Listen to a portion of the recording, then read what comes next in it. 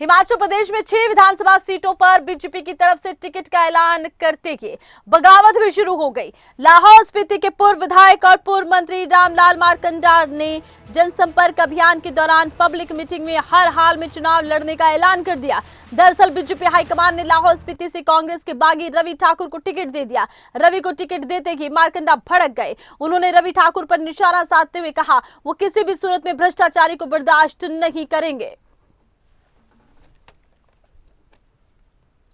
Bharatiya Janata party की शीर्ष नेतृत्व मुझे कल तक कहती रही कि आप लाहौल स्पीति जाइए, लाहौल स्पीति वोट मांगे, एमपी के लिए वोट मांगे, पार्टी को संगठित करिए, आपको टिकट मिलेगा। मैंने उनके ध्यान में लाया कि जो पूर्व विधायक रवि बीजेपी में शामिल हुआ है, ऐसा तो नहीं आप उनको टिकट देंगे। उन्होंने कहा ऐसा नहीं होगा, टिकट आपको ही मिलेगा। और आज मैं लाहौल पहुंचा, लाहौल पहुंचते हैं उन्होंने घोषणा किया है भारतीय जनता पार्टी ने ऐसे व्यक्ति को टिकट दिया है जो व्यक्ति भारतीय जनता पार्टी के लोगों ने कहा। सीपीएम के नेता आदरणीय राकेश सिंघा ने कहा इस व्यक्ति ने 50 करोड़ रुपए लिए हैं, 50 करोड़ एक व्यक्ति ने पैसा लिया है। हिमाचल प्रदेश के वर्तमान मुख्यमंत्री आदरणीय सुखविंदर सुक्खू जी ने कहा इतने पैसे लोग ले चुके हैं सिर्फ राज्यसभा के वोट डालने के बाद के लिए।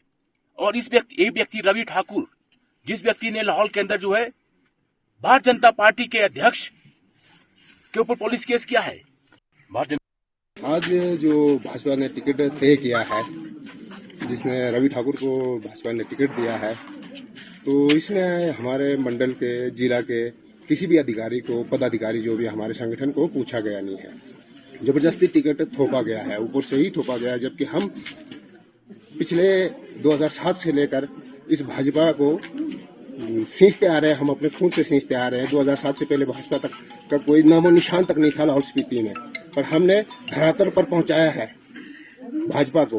परंतु आज हमारे अनदेखी किए हुए इन्होंने रवि ठाकुर को टिकट दिया है, जो हमें किसी भी तरह से स्वीकार नहीं है।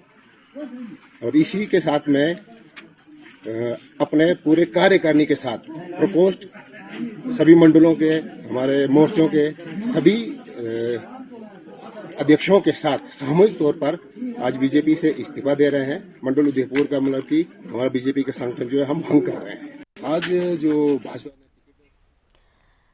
चलिए अब रुक करते हैं खबरें अभी तक के शिमला ब्यूरो प्रदीप ठाकुर का। प्रदीप, देखिए हिमाचल में सियासी बवाल मानो थमने का नाम नहीं ले रहा। बीजेपी लगातार प्रयास ये कर रही है कि टक्कर कांग्रेस से ली जाए, लेकिन ये तो अपने ही बगावत पर उतर आए। क्या स्थिति हिमाचल में बीजेपी के लिए फिलहाल बनती है?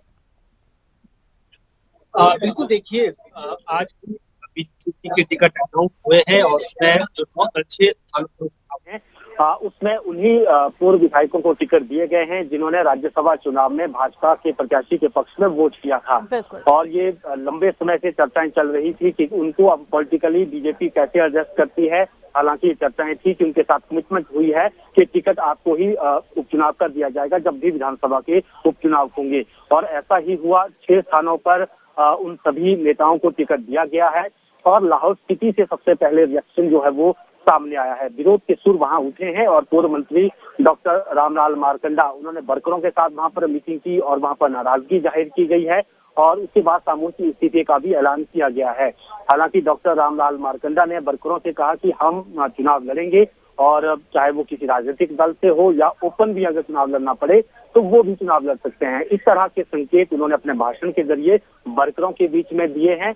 और आज हमने देखा कि जिस तरह से रवि ठाकुर को यहाँ से टिकट दिया गया है और अभी कुछ देर पहले उनकी भी यहाँ पर प्रेस कॉन्फ्रेंस हुई है। उनके साथ साथ सांसद हर्ष महाजन भी साथ उनकी प्रेस कॉन्फ्रेंस भी थी, तो साझा प्रेस कॉन्फ्रेंस हुई है।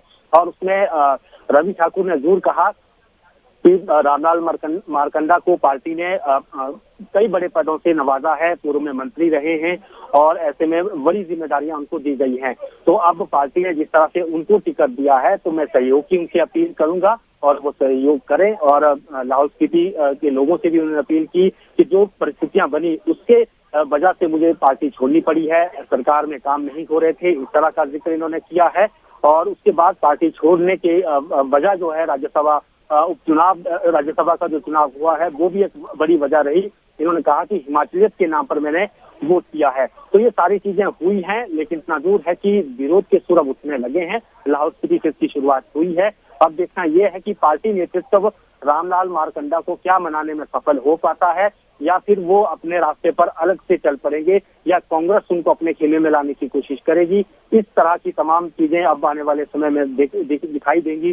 सारा पॉलिटिकल जो सिनेरियो है वो पल पल बदलता हुआ हमें आने वाले समय में दिखेगा। लेकिन क्योंकि रामलाल मारकंडा जो वहां से चुनाव लड़ते आए हैं और अब चुनाव में उनको टिकट ना देकर रवि ठाकुर को जो टिकट दिया गया है, तो जाहिर सी बात है गुस्सा वर्करों में जो है शुरुआत में होता है, लेकिन जब बड़े लीडरशिप आती है, उनको मनाने की कोशिश करती है, वस्तु स्थिति से अवगत करवाने की कोशिश करती है, तो धीरे धीरे ये गुस्सा शांत भी होता है।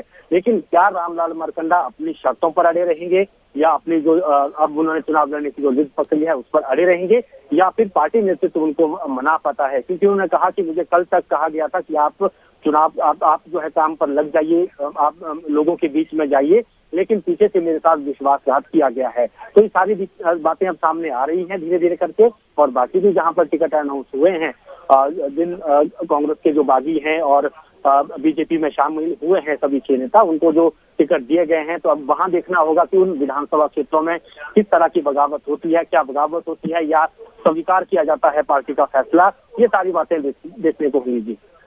अच्छा देखिए, अब मारकंडा का खुले तौर पर एक तरह से सामने आ गया है कि विरोध कर रखे हैं, नाराजगी जाहिर कर रखे हैं। बीजेपी के बड़े नेताओं का इसके ऊपर किसी तरह का रिएक्शन सामने आया है, या किसी तरह का प्रयास बड़े नेता करते दिख रखे हैं कि रूठों को बनाया जाए? बिल्कुल, देखिए अभी शुरुआत है, क्योंकि आज भी टिकटों की घोषणा हुई और उसके बाद सारी चीजें जो है अचानक से हुई हैं। और अब ये आने वाले समय में देखना होगा कि पार्टी के नेता इन नेताओं के साथ किस तरह से बात करते हैं, कौन उन्हें मनाने जाता है, या उनको टेलीफोनिक मनाया जाता है, या उनको दिल्ली बुलाया जाता है, उनके साथ वायदा किया जाता है कि जब हमारी सरकार आएगी या दिल्ली में सरकार आएगी तो उस स्थिति में आपको कौन अच्छा स्थान दिया जाएगा। इस तरह के वायदे उनके साथ होते हैं। तो ये सारी चीजें अब भविष्य के घर में है फिलहाल, क्योंकि आज पहला दिन है। विरोध के सुर जरूर उठे हैं, लेकिन ये सुर क्या विरोध के रूप में ही आगे देखने को मिलेंगे, या फिर बीजेपी इनको शांत करेगी? ये सारी बातें अब जो है हम कह सकते हैं कि अब 2-4 दिन में सारी स्थितियां क्लियर होंगी। रवि ठाकुर अब चुनाव प्रचार के लिए अपने लाहौल स्पीति विधानसभा क्षेत्र में वहां पर जाएंगे। वहां लोग उनका किस तरह से वेलकम करते हैं, पार्टी के वर्कर किस तरह से वेलकम करते हैं, और उनके अपने जो समर्थक उनके लिए समर्पित समर्थक हैं वो उनका कितना साथ देते हैं, तो ये देखने वाली बात होगी। और बाकी भी विधानसभा क्षेत्रों में ये सारी चीजें धीरे धीरे ये तस्वीर क्लियर होगी, क्योंकि अभी शुरुआती पल हैं और शुरुआत में गुस्सा भी होता है, वर्करों में भी नाराजगी होती है। उनको हमेशा रहता है कि हमारे बिल्कुल, अब देखना होगा कि रूठों को मनाने में बीजेपी कितनी सफल रहती है और ये सियासी संग्राम कब तक चलता है। बहुत शुक्रिया, तमाम जानकारी आपने दर्शकों तक पहुंचाई है।